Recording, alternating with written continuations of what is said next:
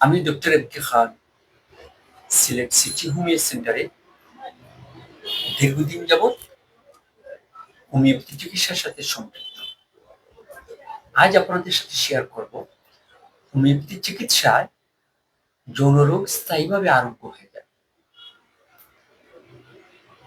এখন আপনাদের সাথে শেয়ার করব যৌন রোগ কিভাবে আসে এবং আপনার শরীরে যৌন রোগের ঘাটতি কিভাবে হয় সেটা বিষয়ে। মাত্রা অতিরিক্ত মাস্টারবেশন বা হস্তমিথুনের কারণে যৌন রোগ আসতে পারে। ইউরিনের সাথে প্রস্রাবের সাথে মাত্রা অতিরিক্ত ধাতু বা বীর্য লস হওয়ার কারণে যৌন রোগ হতে পারে এবং দীর্ঘদিন আপনি মাদক সেবন করার পরে এই রোগ হতে পারে।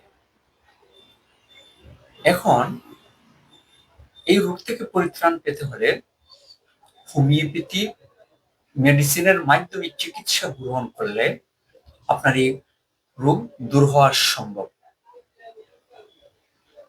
আপনার এই রোগ দূর করতে হলে অভিজ্ঞতা সম্পন্ন চিকিৎসকের মাধ্যমে আপনি হোমিওপ্যাথিক ঔষধ সেবন করতে হবে।